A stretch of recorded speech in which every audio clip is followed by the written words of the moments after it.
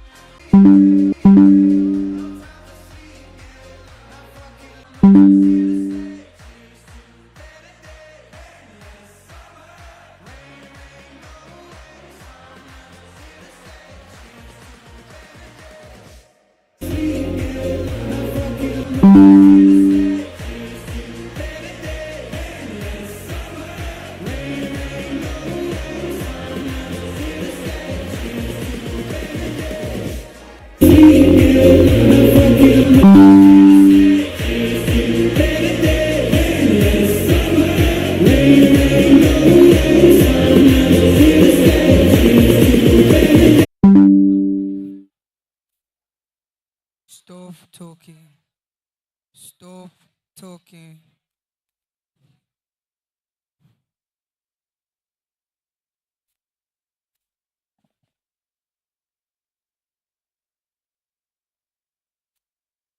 Get seated.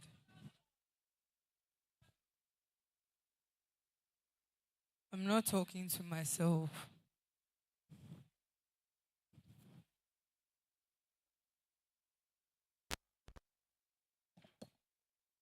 Get seated.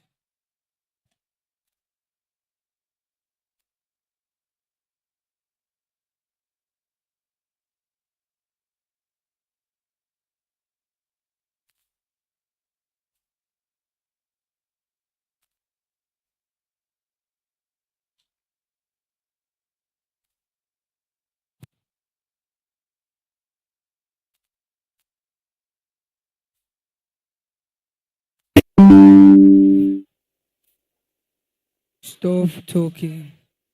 Stop talking.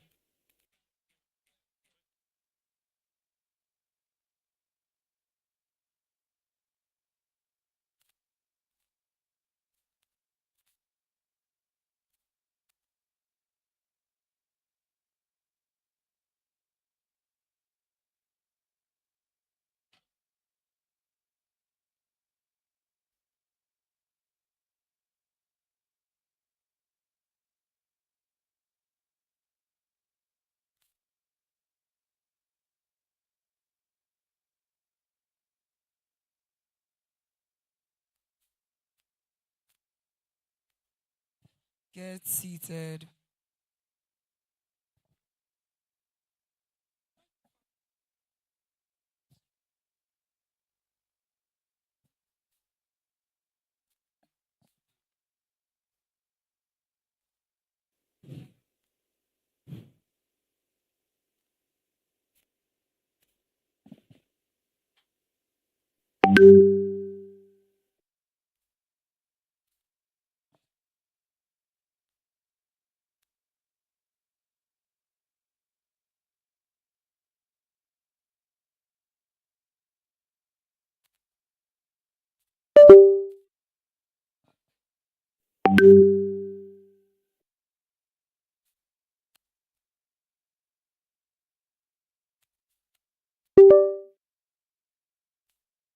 Get seated.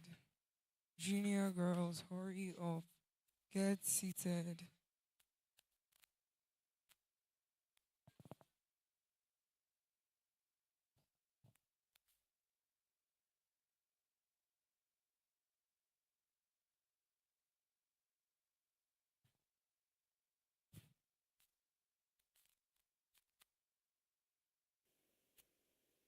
Get seated.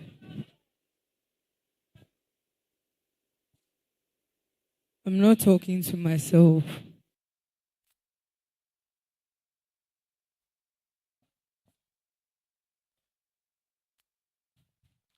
The pride, the pride,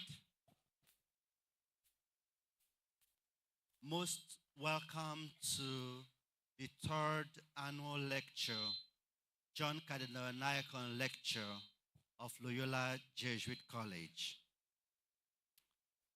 When the college was celebrating the Silver Jubilee, one of the decisions at that time was to honor an illustrious son of the church, John Cardinal Onayekan, who was retiring at the time from active ministry.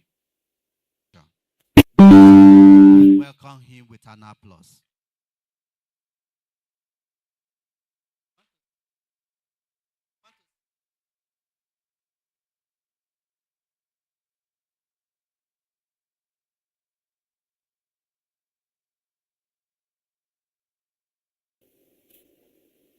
Stop talking. Stop talking.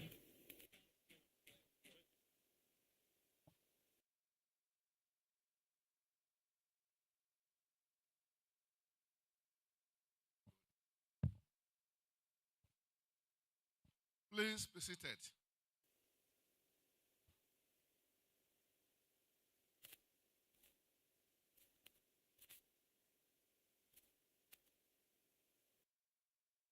I thank the authorities of Loyola Jesuit College for this annual great honor that you have been doing to me. And I'm praying God Almighty to give me strength to honor it for some years to come, for as long as God gives us good health of soul, mind, and body. Although my immediate audience are my children and grandchildren here, I'm aware of two things. First, there are others online, your parents, other alumni of Loyola, and other people who are showing interest in this exercise. First point. Second point, I'm also aware that this kind of lecture, message is put on record and perhaps will be read in 5 years' time, 10 years' time, Get 20 seated. years' time. Maybe people will read it and say how stupid that man was. Or they will read it and say how clear was his mind about what he was saying, and leave posterity to decide that. So that is why, as I deliver this message, I know those who are likely to listen to me. I've prayed very well on preparing this message. Like Father said, I prayed very much to make sure I say the right things and to say them well.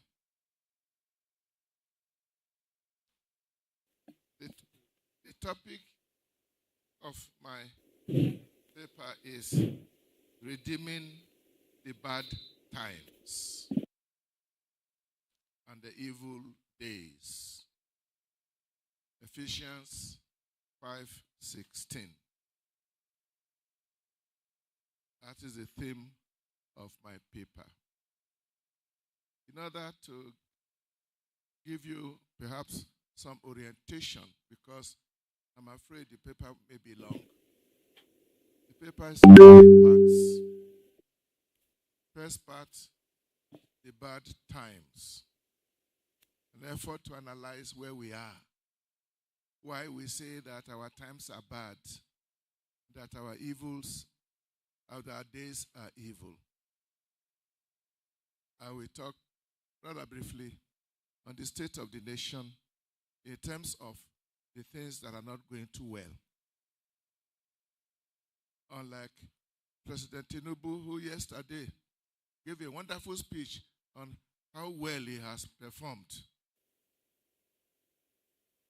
He was like a student who set his own exam, marked it, and gave his own results. So naturally, he passed. But I'm not Tinubu. I am Cardinal Onayekan. So the first part will say the things that even you as young leaders are familiar with. The second part, more positive, which relates to the theme, redeeming our times. Get seated. How do we get Junior out girls, hurry of the up. present Get bad seated. times? And that is done with a deep faith in God that no matter how bad things are, we can be positive and we can do something positively. Get seated. That is part 2. Then part 3 to the end. The Says, bride no matter how well we do, unless the Lord builds, the labor in vain. So the third, Nigerians have different reactions to our present state of malaise. Many have settled for the evil age. They have settled for the bad times with resignation. This is Nigeria, they say. There's not much we can do about it. There are also many who are struggling to join those who happened to be immune from the bad situation. It is said that if you can't beat them, you should join them. The problem, however, is that it is not always easy to join them. So there are many who are living in despair. They can't beat them and they can't join them. They are living in despair, as we can see the gloomy looks in the faces of many Nigerians. Many who can have escaped from the country. The famous Japa syndrome. The syndrome is affecting many young people, talented and brilliant young people. The group of people that the country needs to tackle our present situation. But when we talk to them, like I do to many of the young people trying to get out of Nigeria, they tell you that they cannot stay in a nation where there is no future. And you cannot blame them. But the Japa syndrome is affecting not only the youth, many not so young, highly talented and experienced, valuable professionals are abandoning their duty post in Nigeria to seek greener pastures in foreign lands. We are seeing this in our hospitals, universities, and even the civil service. We are suffering a veritable brain drain with a devastating negative consequence on our national well-being.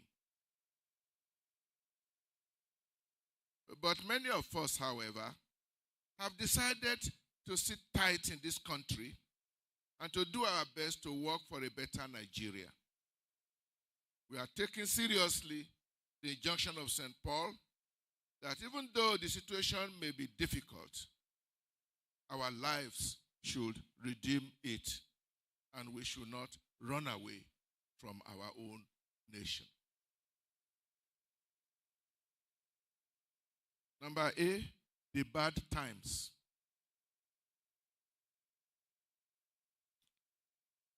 Obvious bad times. The bad times are obvious, and we don't have to write a long story about it.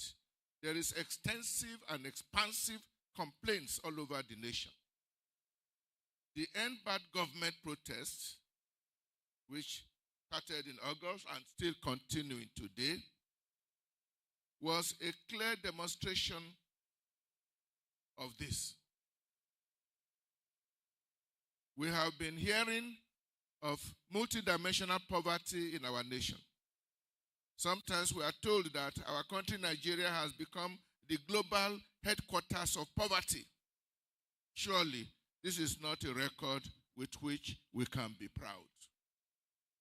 Unfortunately, in the midst of this poverty, there's a small group of affluent people who are enjoying massive resources in the midst of the misery of the nation. And these are generally those who are either in the ruling class or they are living close to the corridors of power. It is said that the middle class has been wiped out of Nigeria. You are either among the very few affluent or you are among the large masses of poor people. A growing wide gulf is being created between the few who are very rich and the vast majority who are very poor. Such a situation naturally leads to tension, and it is socially, politically, and morally unsustainable. It cannot continue indefinitely. Something will happen, and it will, sooner than later, affect everybody, both the rich and the poor. We hear people speaking about a ticking bomb waiting to explode. Others are saying we are dancing dangerously on the tipping edge of chaos. Nigeria needs to rise. We are reminded of our recently abandoned national item, Arise, O compatriots. The indices of decadence. Buhari spent 8 years dishing out promises to us that he would deal with the problems of Nigeria. And he ended up with betrayed promises. He, however, accurately diagnosed the major diseases affecting our nation. They are the triple plagues of insecurity, economic downturn, and massive corruption. He started off insisting that we must kill corruption. If not, corruption will kill us. After 8 years, we are left with failed promises. A dubious, restored hope. Nigerians expected that the 2023 elections will be an opportunity for a real change for the better. But we ended up with an amazing return to the same APC government. Even though there came a new president, a new face in Aso Rock, it is still the same political party. This was after an election that was very seriously disputed. Since the arrival of Tinubu, we have been going through 15 or 16 months of what I call receding hope. Let us look again at Buhari's triple target. Have we made any progress? First of them, insecurity. Insecurity continues worse than ever before, even though the president told us yesterday that he is winning the war. The Boko Haram has been joined by other international terrorist groups like ISWAP and local groups like the so-called bandits of the Northwest. Both the terrorists and the bandits have occupied Nigerian territory, making those places inaccessible to government at all levels. The territorial occupation means massive disruption in the livelihood of our people. We are already feeling the pinch of hunger in the fact that many farmers have not been able to return to their farms. Earlier on, we were worried about herdsmen disturbing farmers in the Middle Belt, Benue State, Southern Cardinal, etc. Now it is worse. It is bandits who are occupying vast territories where the farmers have become slaves to gun-toting terrorists. Kidnapping has become big business. Ransom money continues to skyrocket. We are no longer talking of thousands or millions of naira. We even sometimes hear that terrorists are demanding billions of naira. An ugly phenomenon is raising its head in the midst of all this insecurity, namely, that while these territories are inaccessible to the Nigerian security forces, it is rumored that illegal miners are doing brisk business exploiting our national resources freely without anyone disturbing them. That the state of insecurity will continue for so long cannot be understood. It does not make sense in a nation that claims to be still a sovereign nation. Economic downturn. In this regard, we are not seeing any improvement. We are not seeing any improvement. Again, Mr. President yesterday reeled out figures, which remain figures because we have not seen the impact on the life of our people.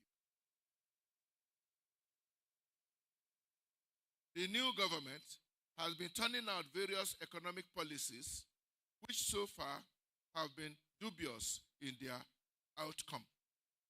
Typical example are the removal of subsidy for petrol and the floating of the Nigerian currency. We are seeing the heavy negative impact of these measures on the livelihood of the average Nigerian. The Central Bank of Nigeria, CBN, has been issuing out many directives and rules, much of which is difficult to understand. But we are told to be patient, that the pains will soon turn to joy. For how long shall we be patient? Our government has been piling up our national debt portfolio. We are owing so much that the larger part of our national income goes not even to pay back loans, but to service them. As the loans continue to mount, who will pay? Certainly not the governments that have taken the loans and squandered them largely on themselves. Is this just? Is this fair? Can this continue? Still, as regards our economic policies, we have a National Assembly, both Senate and House of Reps, that are supposed to be made up of people whom we have elected to take care of our interests. They have so far always approved all the deficit budgets and the proposals for loans that comes before them from the executive. Apparently, they are well paid for this irresponsible behavior, since we are told that they are going home with not less than 30 million naira every month. Is this what they are elected to do? Surprisingly, this cuts across all political parties, as it seems that all so-called opposition legislators have sold out in shameful betrayal of their constituencies. The economy is going down also because there is low productivity. Our medium and small-scale industries have practically all folded up. There are hardly any more big industries in Nigeria. There is therefore massive unemployment. Young people have nothing to, no jobs, despite good skills and readiness to work.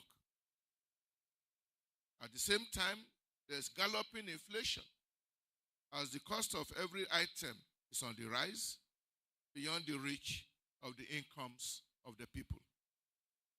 The result is a terrible collapse in the standard of living of our people. So there we are in poverty, misery, and in many cases, outright begging. The third point, the third target is the big elephant in the room, corruption. Buhari made a lot of noises about fighting corruption. Our new president, Tinubu, hardly speaks about it. There's not a word about it yesterday in his speech. And it seems there's hardly any political will to tackle corruption. We see corruption in many ways, beyond the former issues of bribery and embezzlement. We've gone beyond that. We are now speaking of endemic corruption. We can add also the concept of legalized corruption. We see this in the lot of inflated cost contracts.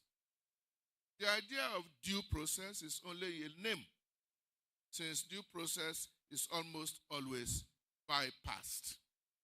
Listen to them for a review, but indeed for a radical redrafting.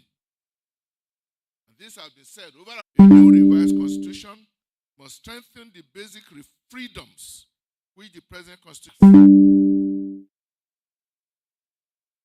Along this line, permit me to now refer to two bitter memories of our recent past, from which we need to learn good lessons in our efforts to redeem ourselves. These memories have to do with A, the 2023 elections, and B, the 2024 End Bad Government protest. First, the 2023 elections. The truth must be told. That election was massive rigging, saw massive rigging. And this was the near unanimous judgment of all the observers, both local and foreign. It's on record. They all agreed that the said election was basically not free, fair, or credible. What we had seems to be a clear decision by the government in power not to allow itself to be defeated, even though it had 8 years of woeful performance. And this desire was achieved by the manipulation of an INEC that was set up by the same government and by a judiciary that made itself available to be compromised. As we can still remember, not too long ago, 2023, there were many complaints ending up in tribunals that were overwhelmed and compromised. It is not normal that after elections, you have hundreds of complaints in the tribunal. No, the election was supposed to decide who won the election. We're not supposed to be going to court to find out who won the election. My strong view that whatever INEC may be saying as its own, what you might call excuse, if INEC conducts an election and it ends up with thousands, hundreds of complaints, it means INEC failed. We must find a way of having an election that finishes, gives a result, and everybody agrees. That's what happens in every civilized country. Weren't we here when Britain had their own election? Within 24 hours, the results were out. Nobody went to court. You can say that is Oyibo country. Senegal here, small little Senegal, they did their own election. Within 3 days, the results were out. Nobody went to court. Why is our own? Some will say this is because we have embraced a foreign system of government, that this democracy is not for Africans. Nonsense, rubbish. Because what we are doing is not what the white men are doing. The white men who brought us democracy, they are not doing what we are doing. We are not doing what they are doing. We are only doing what we want to do. Most of the evidence against it. It is no surprise, therefore, that the tribunals kept claiming that the complaints were not proved. Indeed, in many cases, even the proofs that the complainants struggled to muster were simply discounted. Certainly, the reputation of the tribunal has been terribly battered. And up to now, as we are speaking, it is not yet restored. Our present national malaise is therefore not unconnected with the poor quality of the 2023 elections. If we are complaining about bad government, we should go and complain also about bad election. There's a natural negative consequence to a bad election. Bad election has consequence. It cannot lead to good government. All this was repeated in the Kogi November 23 gubernatorial elections. That's my state. And the just concluded Edo September 2024 gubernatorial election. That's what I'm hearing. We are hearing too that this is a full dress rehearsal for the 2027 presidential election. If that should happen, then democracy in Nigeria will be on the way to being dead and buried, which God forbid.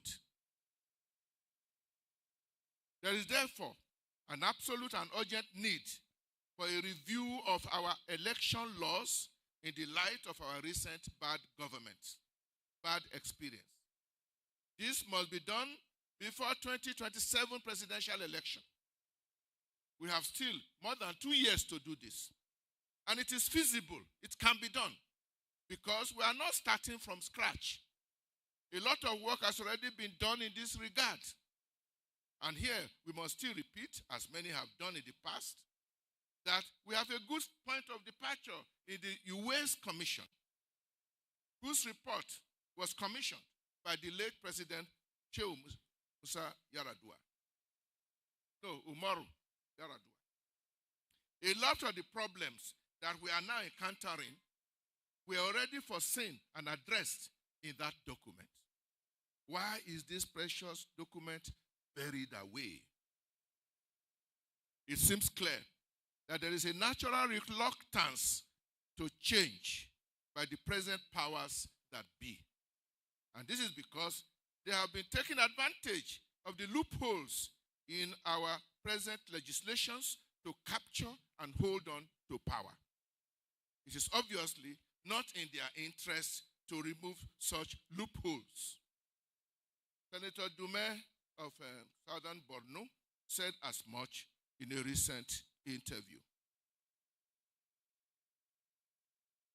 An essential point is also to ensure that the INEC at all levels, national and state, should be truly independent. Otherwise, remove an I from their name. They are not INEC, but NEC. They should be truly independent, especially independent of the government in power. This must start from a change in the law of appointments of chairmen and members of the commission. On this, we can learn from the example of some other nations which have managed to put together truly independent national electoral commissions that are not under the control of the government in power. Until our INEC is independent of government, it will be almost impossible to hold free, fair, and credible elections, and therefore impossible to have a good government. And without free, fair, and credible election, there can be no good governance in any democracy.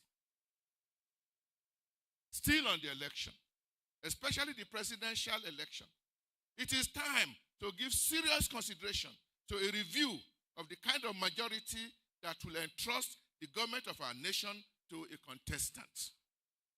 In our present law, whoever secures the highest number of votes after some other conditions have been fulfilled, whoever secures the highest number of votes is declared the winner. The last 2023 presidential election was a clear case in point. According to INEC, the three main contenders scored the following results. Tinubu, 8.79 million votes. That is 36.6% of the votes cast. Atiku, 6.98 million, 29.1% of the votes cast. Obi, 6.10 million, 25.4% of the votes cast. Following, but not necessarily conceding these figures, our president won by 36.6% of the votes cast. This means that, simple arithmetic, 63.4% of voters did not vote for him. Are we not dealing effectively with a minority president? Should we not learn from how some other nations avoid this kind of anomaly? Those nations insist that a candidate must have more than 50% of the votes cast to be declared a presidential winner. Anything less will call for a rerun between the two highest scores, thus giving the electorate a second chance to make up its mind on whom the greater part of the nation really wants. We saw this play out in Turkey and in Senegal about the same time when we were holding our own elections. Such a review of our electoral laws will certainly strengthen our democracy. That is my first lesson point. The second one, I said I have two of them. The second one is the End Bad Government protest. Second lesson that we need to learn in order to move forward is from the End Bad Government protest of 2024. The protest was in the context of our nation in distress, with grinding poverty, rampant insecurity, and endemic corruption. There is also a rift between the government and the governed. This was and still is the reality. Obviously, those in government may disagree, and indeed they have disagreed. But if they do so, it is understandable that they don't agree that they have not done well. The protest was announced well in advance.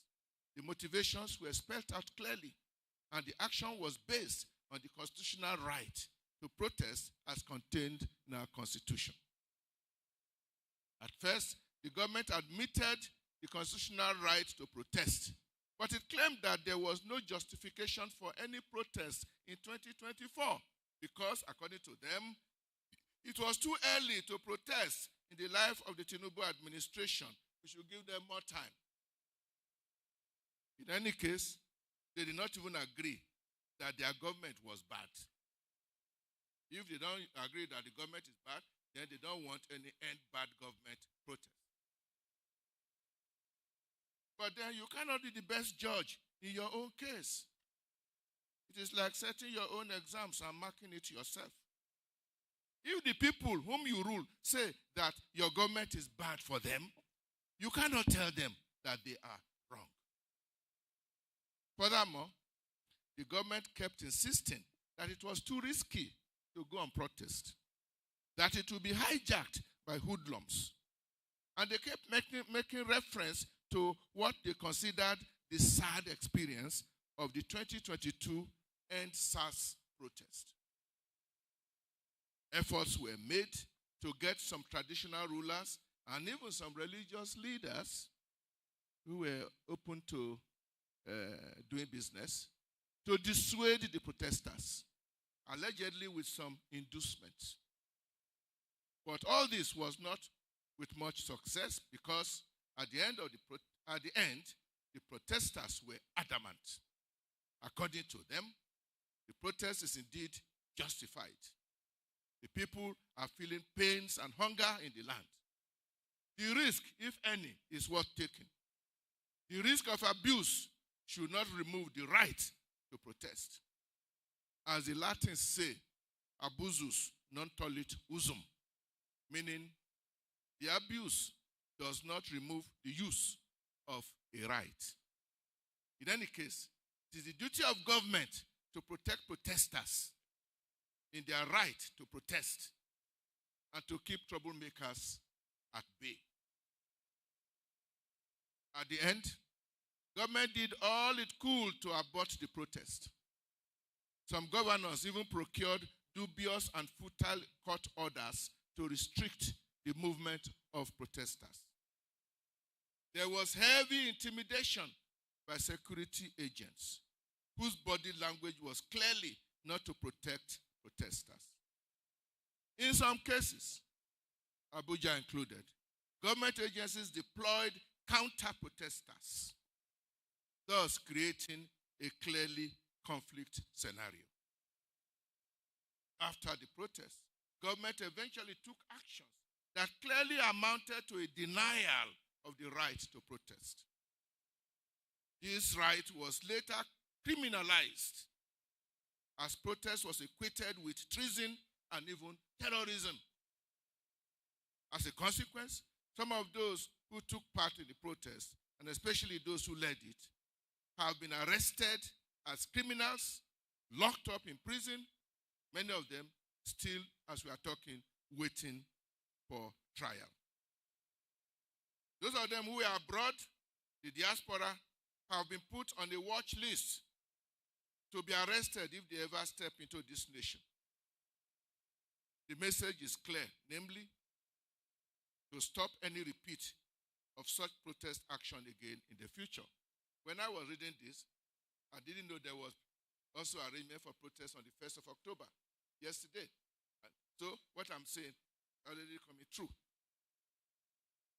But with all due respect to government, this is a futile and even not a wise position to take.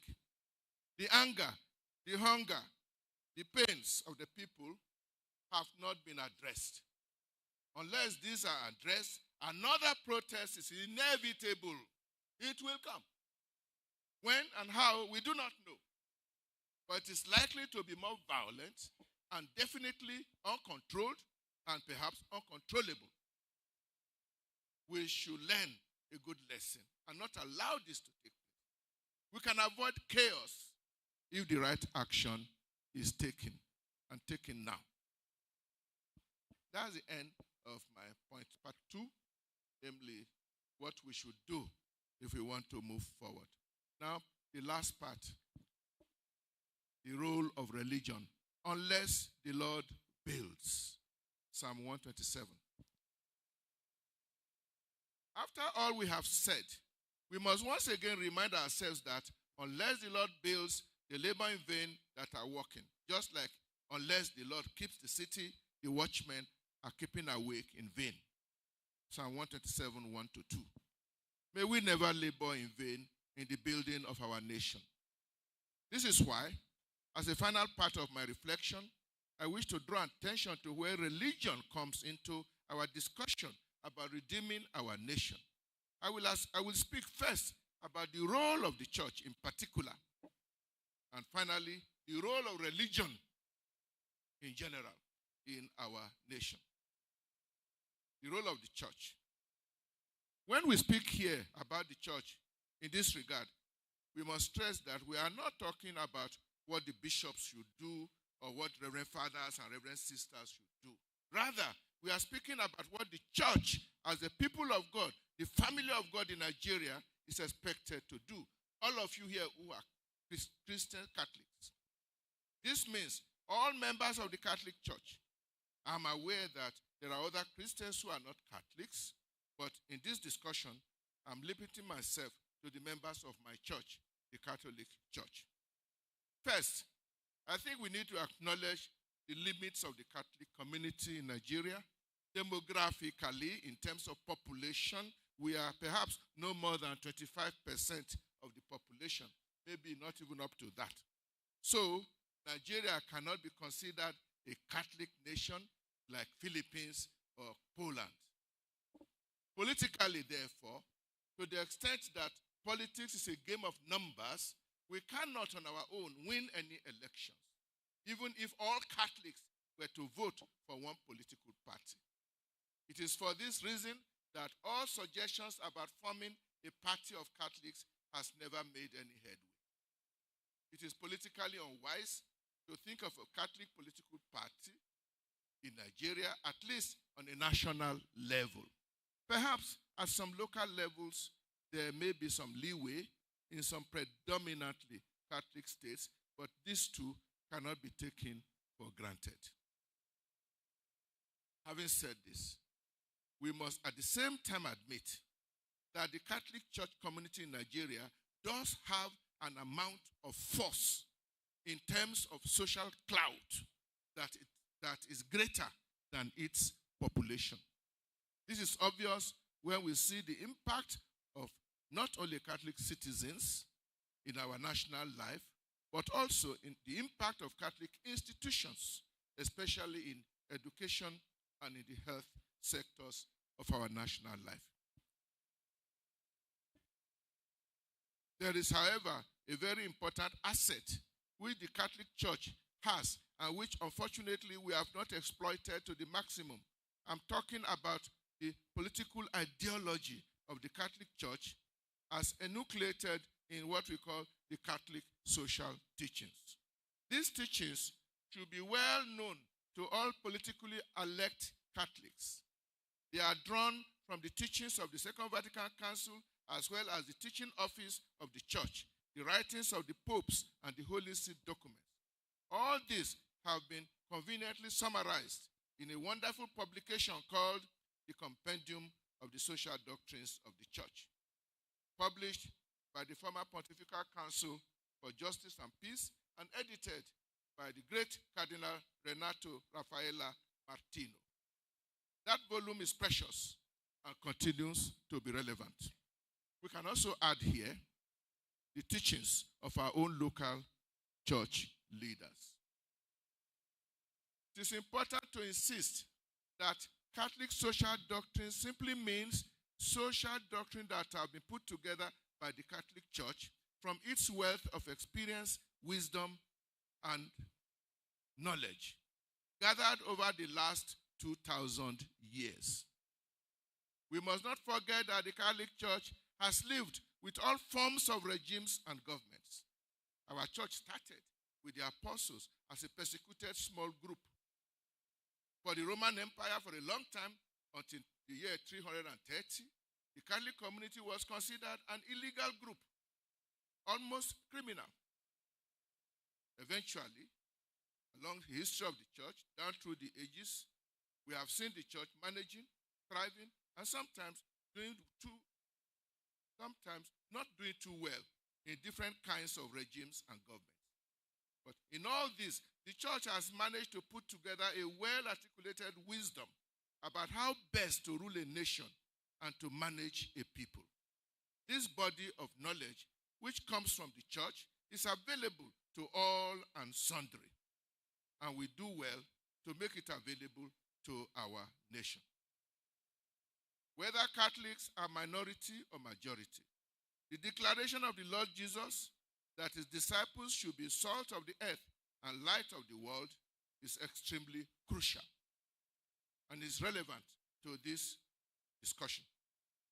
Therefore, the role of the church can simply be summarized in these two ideas: that all Catholics in Nigeria, the church as a community in our country, Nigeria, should be like the salt of the earth and the light of the world.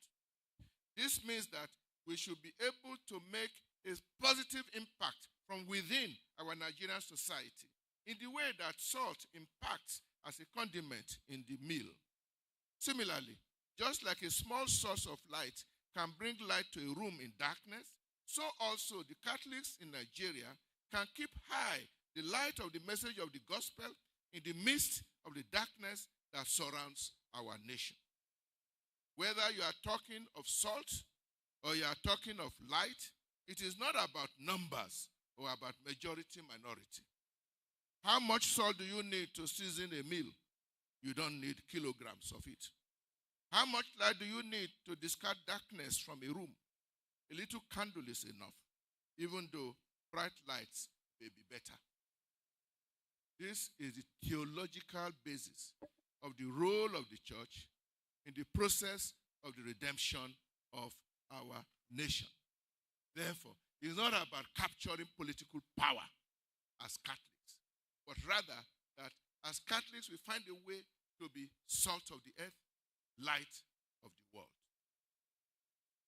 It is particularly through the lay faithful in the church, those who are neither bishop, priest, religious, the lay faithful, that the church can make itself felt in our society. Our lay faithful should be seen to be up and doing, working for the common good, completely, selflessly, for the greater glory of God. They are supposed to work towards the emergence and the victory of a political project that will redeem our nation. This has to be done in collaboration with other men and women of goodwill, whom we know to be present in other religious communities, Christians and non-Christians alike. It will be the duty of the Christian lay faithful to be able to organize themselves in such a way that they can mobilize and gather together a group of like-minded Nigerians working for a positive political project for our nation. This, basically, the role of the laity. The church in Nigeria has for long encouraged the Catholic lay faithful to be involved in politics. It can be said that this call by the authorities of the church has not fallen on deaf ears. Many Catholics have been involved in the Nigerian political arena at different levels. Right now, we have some Catholic governors, ministers, and other areas of leadership in our nation. The question, however, still remains, what kind of Catholics? And how Catholic are they in carrying out their duties in the various positions that they now occupy? It is not enough, therefore, that we keep counting the number of Catholics in high places. We want to be able to see them standing up for Catholic principles. The entire church must find a way to help those who are in politics to stand straight and to be able to stand for the gospel of the Lord Jesus and not be submerged by the politics of selfishness that seems to be more a result of diabolic principles. The redemption of the nation has to be through political action. Therefore, it is mainly an area for the lay faithful. But at the same time, there is indeed a role for the clergy and the religious, namely to uphold the Catholic social doctrine, make it available to the lay faithful, especially at the grassroots level. Furthermore, it is the role of the clergy to lead the people of God, especially those who venture into the arena of politics, to lead them in prayers to God for God's intervention in the mission that they undertake in active politics. This role is not negligible, and we need to take it more seriously, perhaps in a more organized way, so that our lay faithful in politics will be constantly assisted, directed, encouraged, empowered spiritually in what they are doing. And I'm not sure we are doing that yet. The rule of the Catholic Church that priests and religious should not go into partisan politics to exercise political power remains ever valid and with very good reasons. Any member of the clergy or religious who cannot resist the attraction to enter into partisan politics for whatever reason cannot combine this with the special vocation of clergy and religious. You have to make up your mind. Take one or the other, not both. Although some religious communities, including some non-Catholic Christians, have no such rules, we must not forget that It is not only the Catholic clergy and religious who are bound by such a rule. There are many other persons whose role in the society cannot be combined with active partisan politics. For example, judges, members of the security forces, and even civil servants. You want to go into partisan politics, and you are a director in the ministry, you just have to give a note. You have to leave. You can't continue and combine both. So, what is happening in the Catholic Church is nothing strange. But it is normal. To conclude this area about the role of the church, I have here a call for a general assembly on governance. The local church authorities in Nigeria have published many beautiful documents giving guidelines on what it takes to redeem our nation from the bad times and from the evil days. We have called for prayers for our nation, begging God to deliver us from chaos, anarchy, and doom. But is that all we can do? I believe that we need to start thinking of working out more practical strategies to empower and guide our lay faithful to carry out the role that the church expects of them. Can we start by calling a National General Assembly on good governance? Such a forum will give a good opportunity for all segments of the Catholic Church in Nigeria to express their minds, listen to one another. It will bring together clergy, religious, and especially the laity. The laity in all formations will be able to listen to one another. It will be useful to hear the stories of our Catholic politicians, active, retired, and aspiring. What are the challenges encountered by those who have entered the political arena to combine their Catholic faith with their political ambitions? What help or support do they need from the church, family of God in Nigeria? What about the youth and the women, largely marginalized by the Nigerian political structure and system? How can we encourage the efforts of some Catholic politicians who have been trying to meet for mutual support across party lines? There is a clear job in all this for the Church and Society Department of the Catholic Secretariat of Nigeria. We need to work and pray, ora et labora. We have been praying a lot. Have we worked enough together as a family of God on mission in Nigeria? May the Lord guide our efforts. Final part is a nation under God. I've been talking about the church. Now I've talked about religion in Nigeria generally. And it will not be long. I will soon finish. The very constitution of the Federal Republic of Nigeria defines Nigeria as a nation under God. Even our national coat of arms has the following 4 words: unity and faith, peace and progress.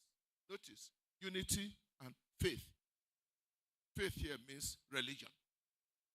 This is in line with the reputation of our nation as a country where people are very religious, like the Athenians whom St. Paul met in the Acts of the Apostles.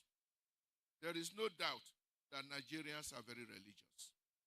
We take our religious faith seriously, and I believe that this is drawn from our traditional religious background. Our Nigerian traditional religions take the spiritual and God himself very seriously. That our nation is religious is not something we should be ashamed of. And we should not allow anybody to tell us that we are in a rut because of religion. It is not correct. On the contrary, religion is a force for good and something for which we should be proud, provided it is true religion.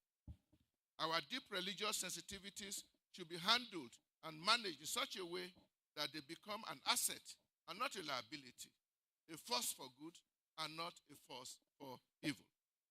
In order that this may happen, we all need to agree on mutual respect for our different religions with full respect of our religious freedom. We should seek common grounds for peace and unity in the values that we espouse in our different faiths. We know very well that with goodwill, we can discover a lot of common grounds despite our diversity of religious communities. And it is on the basis of such common grounds that we can also undertake practical actions of cooperation to deal with our common challenges based on our shared spiritual and moral values. Unfortunately, Nigerians have allowed religion to be misused and manipulated by others for selfish interests other than godliness and goodness. The major conversion, repentance that we need to undergo now is precisely to examine our conscience on the way we practice our religion and to ensure that indeed we are serving God and not anything else. This was the intention of the recent communique of the Catholic Bishops' Conference of Nigeria in late August with the title, A Call for Prayer and Action Towards Repentance and Spiritual Renewal. And this is a document worth reading and reflecting upon not only by Catholics, but by all Nigerians of good will. Concluding paragraph, conclusion. God has given us a nation blessed in many ways. Our natural resources are varied and abundant, even very valuable. Our land is fertile. Our climate is clement, with hardly any extremes. Our human resources have proved many in our planet. We only who are excelling in an environment where public affairs, unlike what obtains in the nation which they emerge. That they can perform so well in foreign lands and are not satisfied with what INEC has done, then you can go to court. But we are saying now, INEC should do its work. After ruling Nigeria for 8 years, Nigerians were tired of Buhari and his government. And we all, as far as we thought we go to election, give us opportunity to change them. And the result is, we are told we did not. We said we are happy to continue with them. Not true now. Not true. So elections are met to get the will of the people. And those who are to conduct the election should be such that they will not be influenced by anything or by money.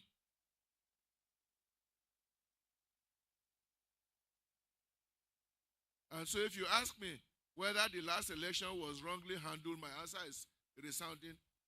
Unfortunately, it was not handled well.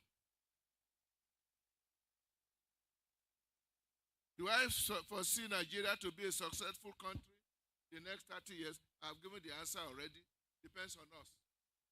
If we continue to mess around like we are doing now, I'm afraid there's danger that we'll not even be, not only shall we not be a successful country, we'll probably not even be a country anymore.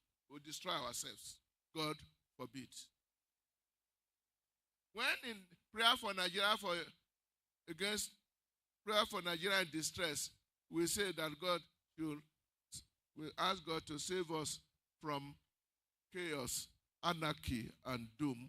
That is a serious question.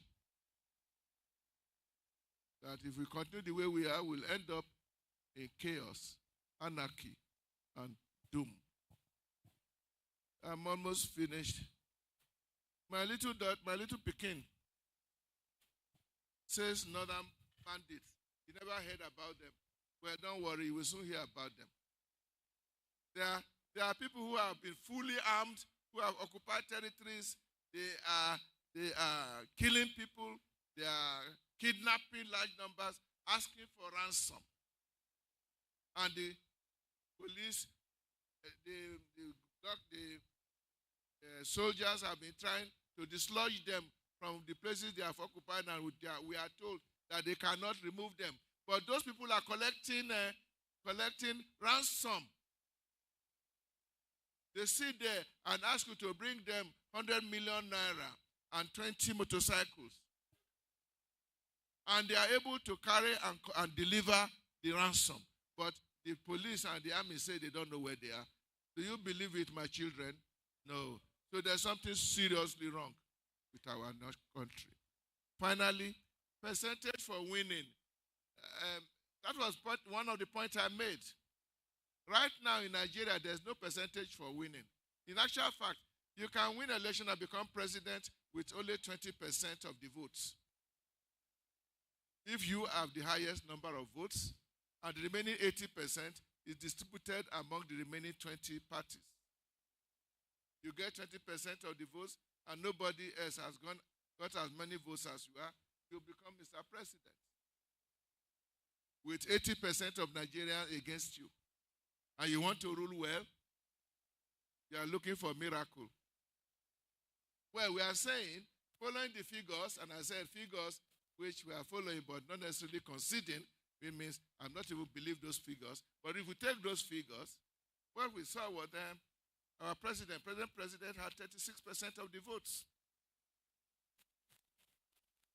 36% of the votes in the country. That means 64% of Nigerians did not vote for him.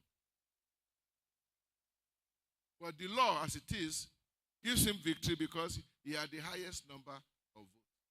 And I'm saying we should review our constitution in this regard. Insist that you must at least be able to say half of Nigerians want me before you can become our president. So if after the first election you didn't get up to 50%, you have to repeat the election among the first two highest votes. And between the two of them, we will find out who has more than 50%. That's what happened in Turkey.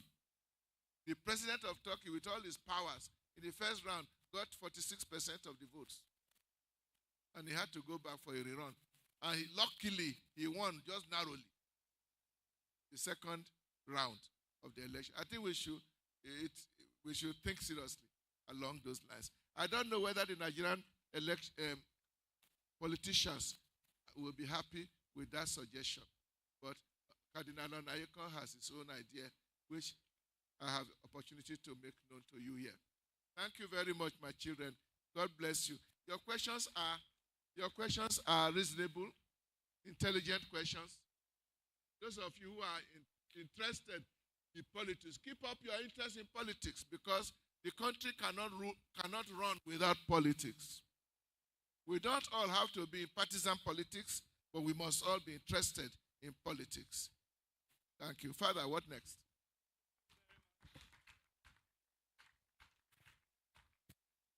Thank you very much, Your Eminence. Thank you for answering our questions. Thank you for listening to us as we listened to you.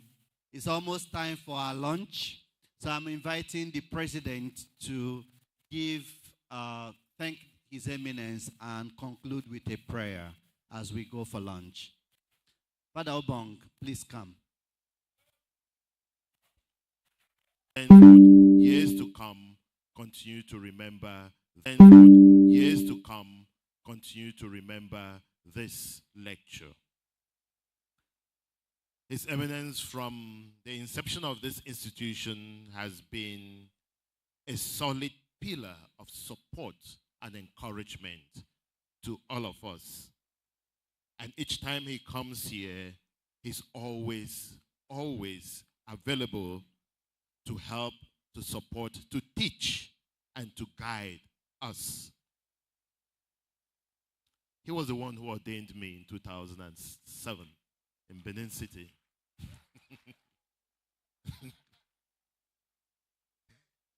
2007 in Benin City.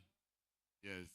That was the year Judge Quickly made you a member of the Society of Jesus. Associate member of the Society of Jesus. So, Your Eminence, once again, we say thank you. I also like to say a big thank you to all family and friends of His Eminence who accompanied him to be here. Thank you very much.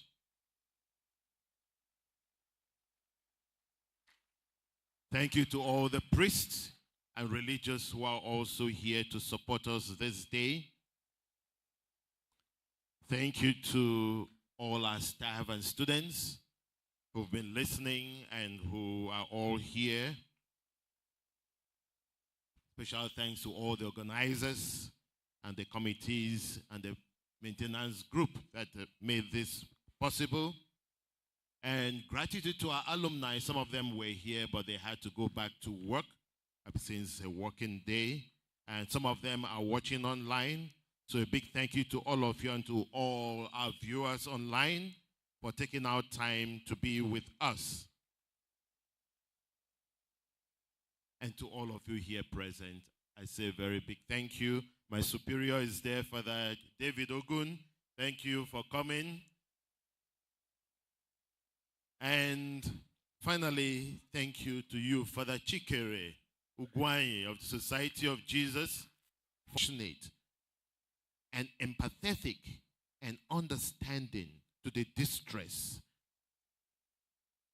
of our country. You've given us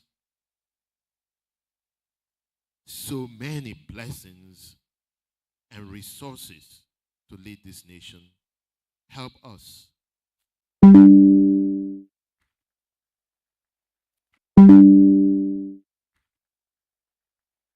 So we wait for His Eminence to leave, then we can leave for our lunch. His Eminence will leave with his friends and families. We sit for a moment so that he can leave, then we go for our lunch. All the students should sit, please. All the students should sit, and let's wait for him to leave with his friends.